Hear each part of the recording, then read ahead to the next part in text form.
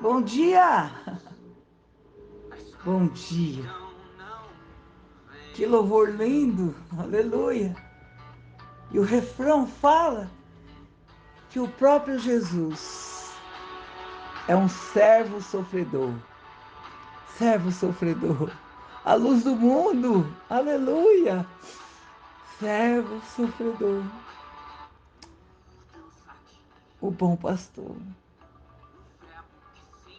o Verbo que se fez carne e veio, se fez homem para sentir tudo que nós sentimos: dor, frio, solidão, tristeza, medo, insegurança. Ele foi o servo sofredor. E nós vamos estar falando hoje sobre a nossa dificuldade em lidar com o sofrimento. Crise, sofrimento, dor, dificuldades. E é tudo isso nós vamos passar, né?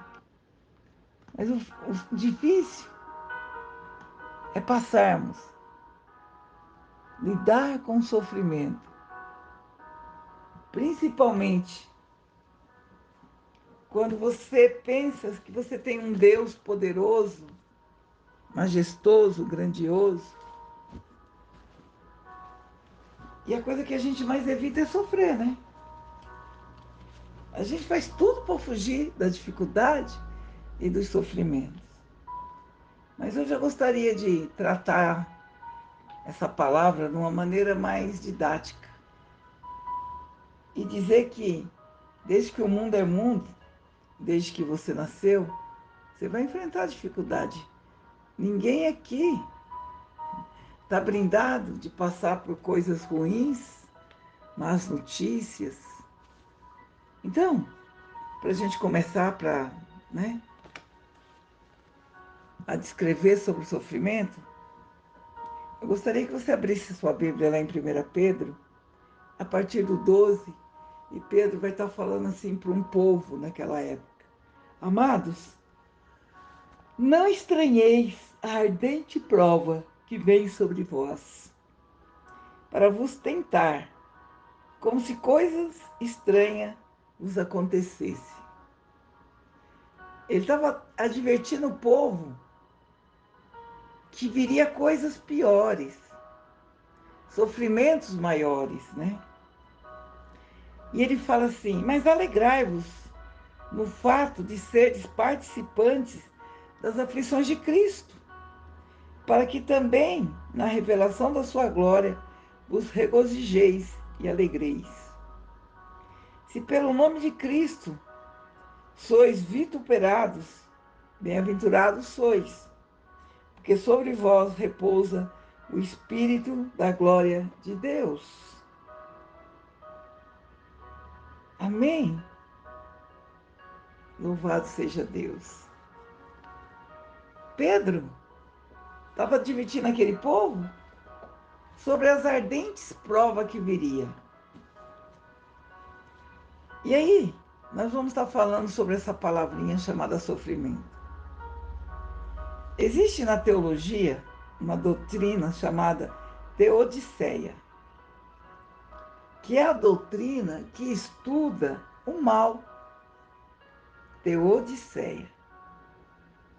Essa doutrina é a causa dos grandes debates teológicos. E por que ela é a causa?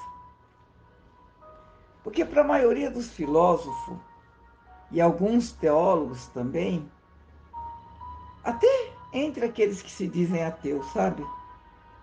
Eles não conseguem conciliar a ideia da existência de um Deus soberano, eterno, infinito, cheio de amor e de misericórdia, existir ou coexistir ao mesmo tempo num mundo onde habita dor, sofrimento, morte, tragédias. Eles não conseguem admitir isso. Os ateus, né? a alguns teólogos e a maioria dos filósofos. Que a grande maioria dos filósofos se diz ateu. Então, para esses filósofos, teólogos e ateus, a dor e sofrimento estarem presentes no mesmo ambiente onde existe um Deus que tem atributos eternos, que diz que é bom e amoroso, eles não acreditam nisso. Onde um Deus onisciente, onipresente, onipotente possa permitir que o mal ocorra. Para eles, se existisse esse Deus, ele impediria que tudo isso acontecesse. Aí, essa pergunta se arrasta por séculos e séculos. Por que esse Deus tão poderoso, tão cheio de amor, permite o mal? Por que ele permite? Essa é a grande questão no mundo. No mundo lá, né, dos acadêmicos, dos filósofos. Talvez seja a sua pergunta da sua alma também, sabe? Por que o Senhor permitiu esse vírus? Por que o Senhor permitiu tantas mortes, tanta dor, tantos desempregos? Por que o Senhor permite as guerras, as chacinas, os infanticídios, as pedofilias? Por que Deus permite isso? Por que as doenças incuráveis? Por que a injustiça, a maldade, a perversidade, a corrupção? E por que milhões e milhões de inocentes sofrem, mesmo existindo um Deus que governa a tudo e a todos? Talvez seja essa a pergunta da sua alma, né? Por que ele permite?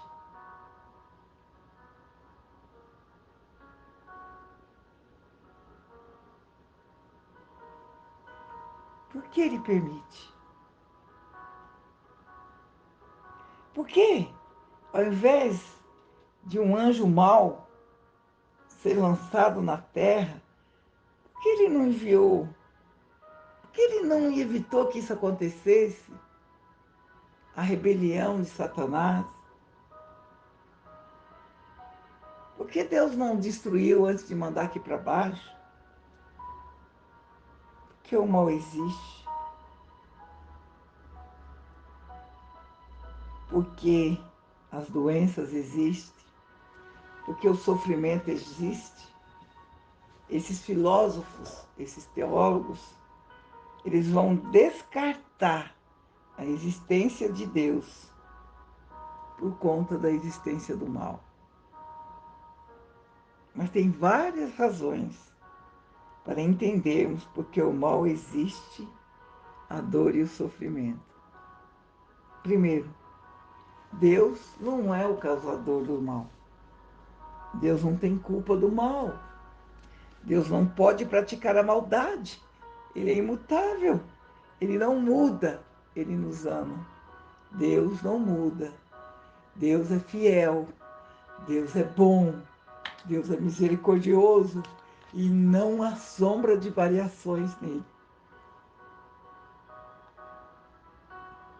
No Jó, no livro de Jó 34, no versículo 10, fala assim: pelo que vós, homens de entendimento, escutai-me, e longe de Deus a impiedade, e do Todo-Poderoso a perversidade.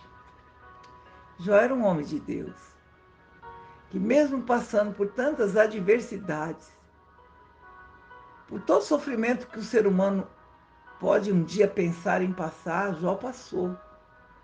Por perda de filhos, por perda de bens, por perda de saúde.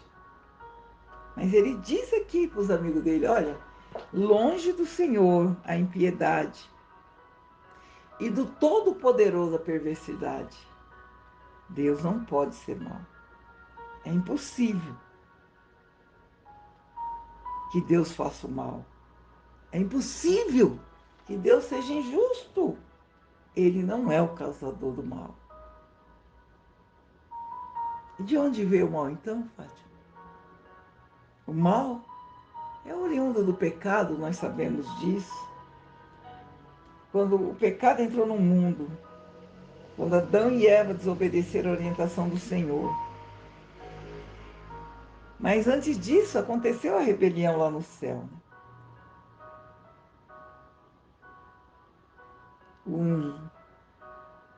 O anjo queria ser maior que Deus, Satanás, Lúcifer. Ele quis se assentar no trono. E por causa disso, ele foi lançado aqui na terra. Posteriormente ao pecado de Adão e Eva, o mal se originou. Então, Deus não é o causador do mal, e sim o pecado. O mal é fruto do homem. Segunda questão. O mal é fruto de atitudes que nós homens cometemos. Ou seja, ação, reação, causa e efeito.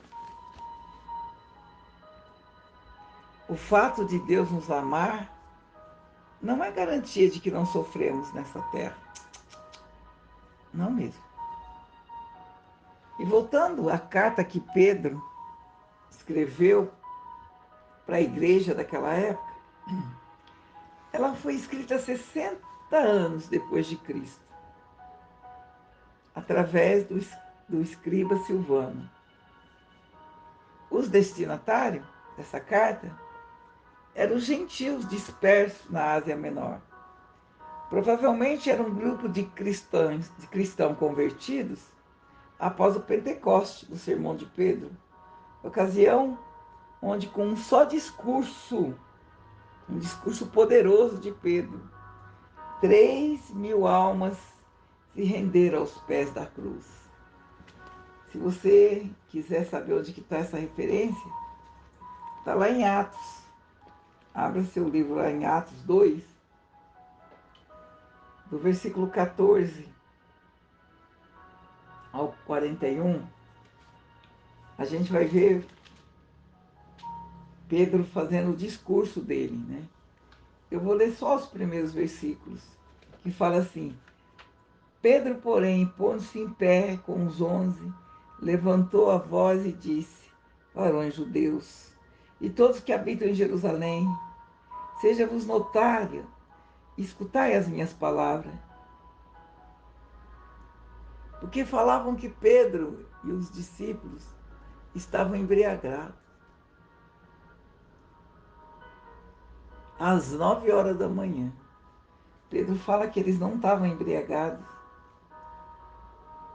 mas era o que o profeta Joel tinha dito, que nos últimos dias Deus derramará do seu espírito sobre toda a terra. Vossos filhos e vossas filhas profetizarão. Vossos jovens terão visão. Vossos velhos sonharão. Aleluia. Aí Pedro vem falando sobre Jesus, sobre os profetas que profetizaram antes dele. E aí, se você for lá, quando ele termina o discurso, no versículo 37 a 39, aquele povo que ouviu Pedro, eles estavam tão perplexos que não precisou nem de Pedro fazer o apelo. Eles perguntaram: irmão, que faremos nós para conhecer esse Jesus? Pedro disse: arrependei-vos e sejam batizados em nome de Jesus Cristo para perdão dos pecados e recebeis o dom do Espírito. É aqui nesse cenário que Pedro estava escrevendo para orientá-los, para consolá-los. O propósito da carta era fortalecê-los, encorajá-los pelas duras perseguições que eles estavam vivendo. Pedro escreve com o propósito de ensinar os cristãos a viverem em tempos difíceis. Hoje em dia as igrejas querem ensinar os cristãos a um bem-estar que não existe. As igrejas estão parecendo spas. Aqui Pedro estava ensinando eles a viver no meio do sofrimento. As pessoas procuram as igrejas para pararem de sofrer, para serem curadas, para terem prosperidades. Pedro aqui está falando, olha, eu estou escrevendo isso para vocês aprenderem a passar pelo sofrimento, pela dor, pelos tempos difíceis. Ele desejava que os cristãos não focassem no sofrimento terreno, mas focassem no eterno que estava por vir. Lá em 1 Pedro 1, do versículo 3 e 4, eu vou ler lá para vocês. 1 Pedro 1, do versículo 3 e 4, fala assim: Bendito seja o Deus do nosso Senhor Jesus Cristo, que segundo a sua grande misericórdia, nos gerou de novo para uma vida e esperança, pela ressurreição de Jesus Cristo dentre os mortos, para uma herança incorruptível, incontaminável, aleluia, que não se pode murchar, guardada no céu para vós. Era isso que Pedro estava falando. Para de pensar no sofrimento aqui da terra. Pensa no que vocês vão receber na eternidade. Aqui é só um tempo. Se você se lembra, quando Pedro escreveu essas cartas, foi a mesma época, né? Que Pedro escreveu, não sei se você vai se lembrar, mas nessa época, Roma era governada por Nero, um dos homens mais perversos que pisou na terra.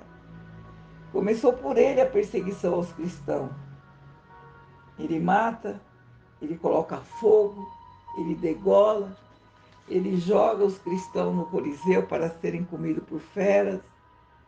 E esses cristãos estão sendo perseguidos pela espada romana. Então, todo aquele que se declarava cristão tinha os bens confiscados, perdiam seus empregos e a pobreza era extrema. Pedro escreve a eles como sofrer, como passar o sofrimento, como encarar o mal, a dor, o vale, a provação, sem se desviarem, sem murmurarem, tendo em vista a nossa pátria não é aqui, não é desse mundo. Aleluia. Louvado seja Deus. Em 1 Pedro 2, no versículo 11, ele fala assim: Amados, exorto-vos, como peregrinos e forasteiros, que não vos abastinhais das paixões carnais que combatem contra a alma. Ele quer que a gente se abstenha das paixões carnais que combatem contra a nossa alma. Ninguém está falando aqui para você desejar o sofrimento, para você desejar ardentemente passar por uma crise. O que a gente está falando aqui é para você aprender a passar por crises e por tempos de fartura. Porque tanto tempo de fartura, de alegria, de contentamento, paz, como tempo de crise, de necessidade, de doença, de desemprego, também paz. É como o apóstolo Paulo fala para Timóteo: Timóteo, sofre as aflições como um bom soldado de Cristo. Eu acho tão lindo isso. Eu acho tão profundo. Ele disse: Timóteo, querido, você é só uma criança. várias aflições, como um bom soldado. E nós precisamos entender que enquanto estivermos nesse tabernáculo terrestre, que é o nosso corpo, nós padeceremos perseguições, sofrimentos, dores, desempregos, traições, separações, lutos. Todos nós. A vida não é indolor para ninguém. Todos nós já passamos, estamos passando ou passaremos períodos escuros. Precisamos nos preparar. Eu sei que existem vários livros de vários autores que ensinam como ser feliz, como viver bem, como tirar proveito das boas situações, mas eu não conheço nenhum autor, a não ser Pedro aqui, né? Que escreve como passar pelo sofrimento e pela dor. A palavra de Deus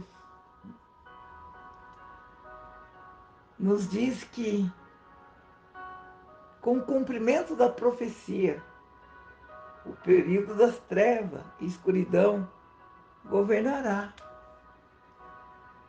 E a igreja do Senhor sofrerá mais e mais a cada dia. E nós devemos nos preparar.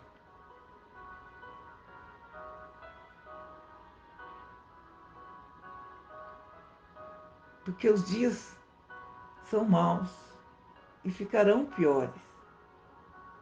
A carta de Pedro a esses cristãos, dispersos na Ásia Menor, começa assim: Amados, o fato de você estar sofrendo não significa que Deus não te ama. Não significa que Deus te abandonou. Não significa que você não tem apreço. Vocês estão sofrendo a espada de Roma.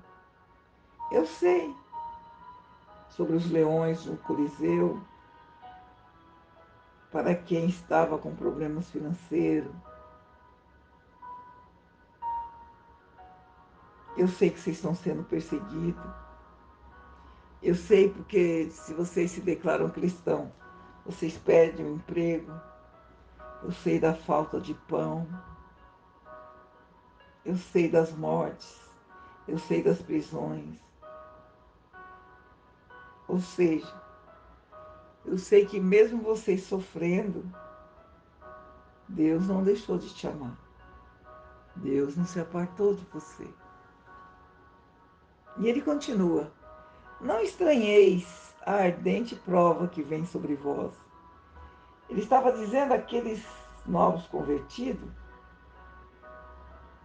que tinham começado a andar com Cristo,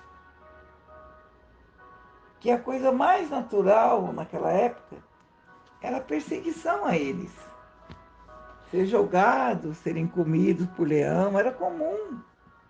Perder suas casas, seus empregos, era comum.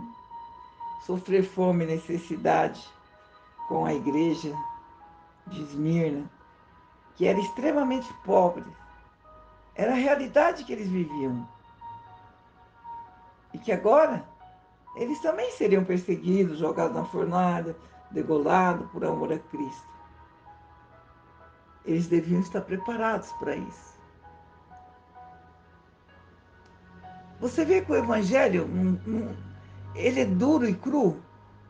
O Evangelho não te promete uma vida de vitória, não te promete uma vida de cor-de-rosa, não te promete uma vida de sorriso sempre, de saúde, de emprego. Ou seja, o sofrimento, a dor, as angústias são coisas comuns e cotidianas, meu irmão. Desculpa se eu estou te decepcionando.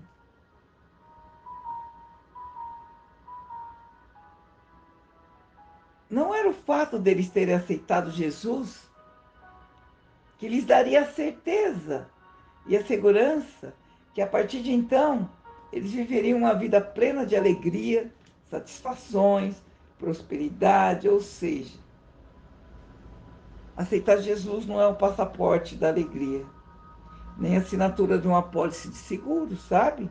Para viver em um parque de diversões ou na Ilha da Fantasia. Não tem na Bíblia nenhum personagem que tomou a cruz e o seguiu, que não passou por dores e sofrimentos.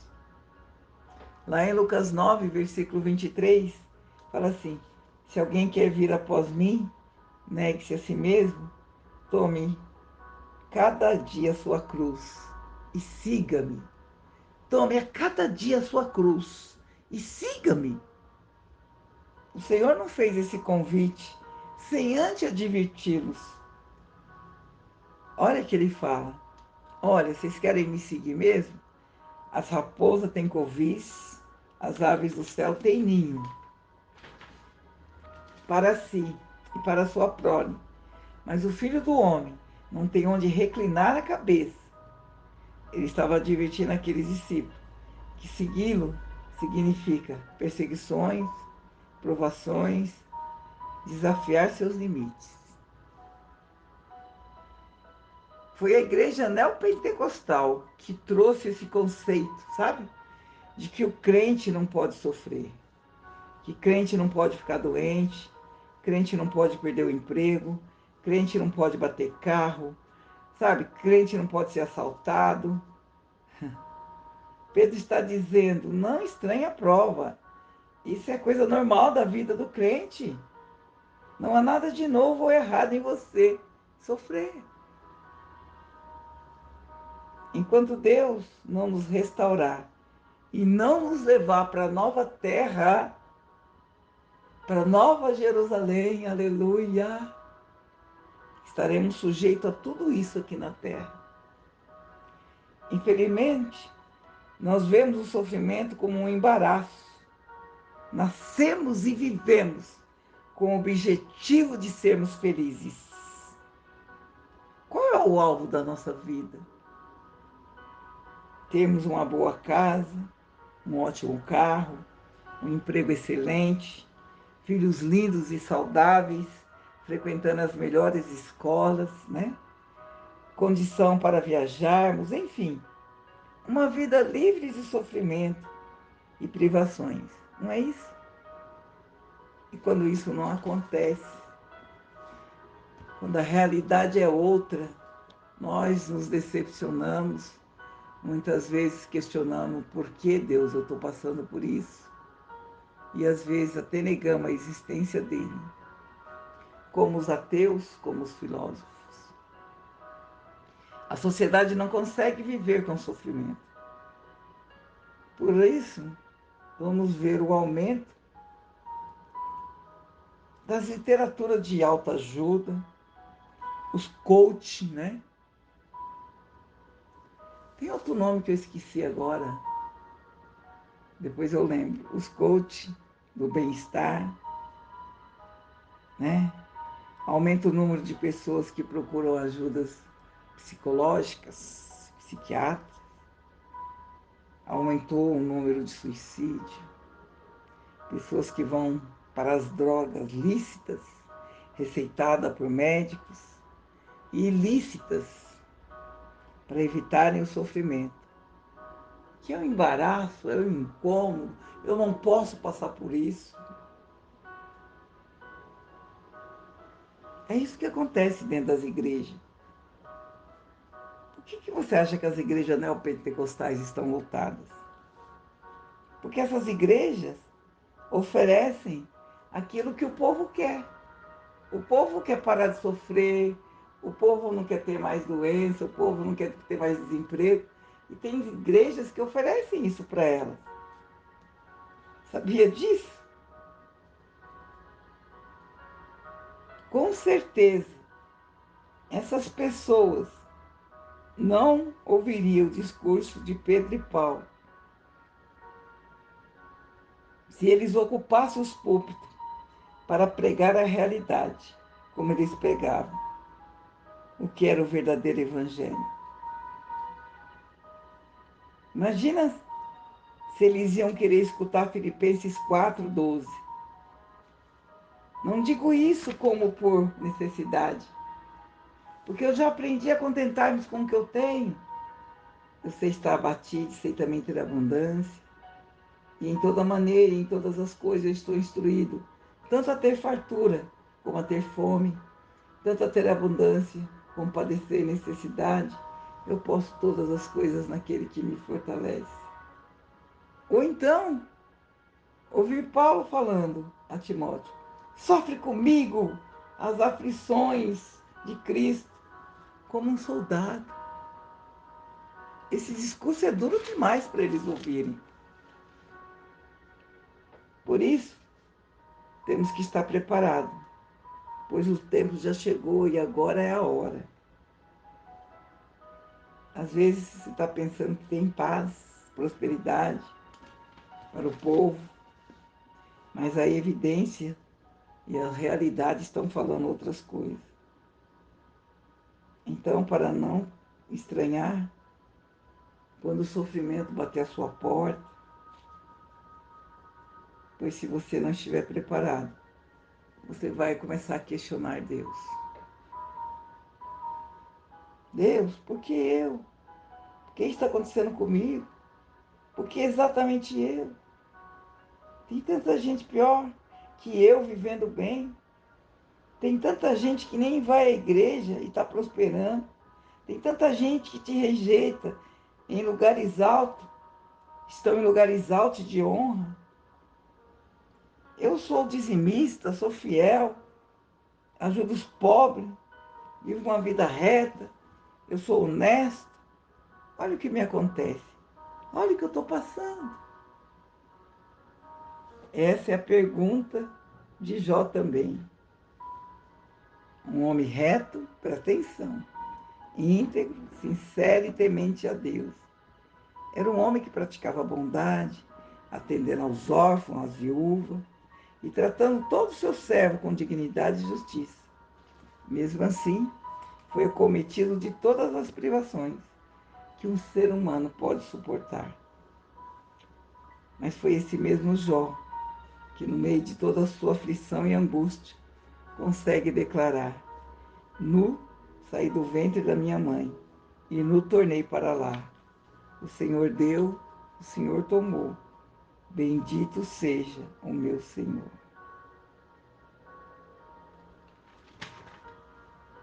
Aleluia, Jesus. Porque nós temos que estar forte para enfrentar as crises, para enfrentar as dificuldades, sem questionar a Deus, sem achar que é um castigo, sem achar que você está assim porque você está em pecado. Que a primeira coisa que as pessoas falam quando vê um crente passando por dificuldade, tempos difíceis: ah, está em pecado. Ah, o que ele está fazendo para passar por isso? Eu quero te dizer que esse é um devocional que eu fiz há quase um ano atrás. Hoje eu dei uma resumida nele para você. Nessa época, eu passei por grandes dificuldades. Em menos de 3 meses, entraram na minha casa, levaram tudo que eu tinha, de valioso, de precioso, que você pode pensar aqui. Uma casa, né, de uma pessoa simples, modesta, tem de valor, foi levado. Não tinha se passado 2 meses. Eu fui sequestrado. Levaram tudo que eu tinha. Poucas pessoas na igreja ficou sabendo disso. Porque eu nunca questionei, meu Deus. Mas como isso, Senhor, comigo? Por que comigo? Cadê os teus anjos? Porque eu não estou livre de passar nenhuma privação. Só porque eu sou cristã. Só porque eu vou à igreja. Só porque eu faço bem. Ninguém está brindado de passar por dias difíceis, por notícias de luto, por perdas, por traições. O sol nasce para o justo e para o injusto. A chuva cai sobre os bons e os maus. A diferença é de onde você está focando. Em nenhum momento eu pensei em desistir de Deus. Por eu ter sido acometida por tantas coisas ruins. E talvez hoje você, devido ao sofrimento, endureceu o teu coração.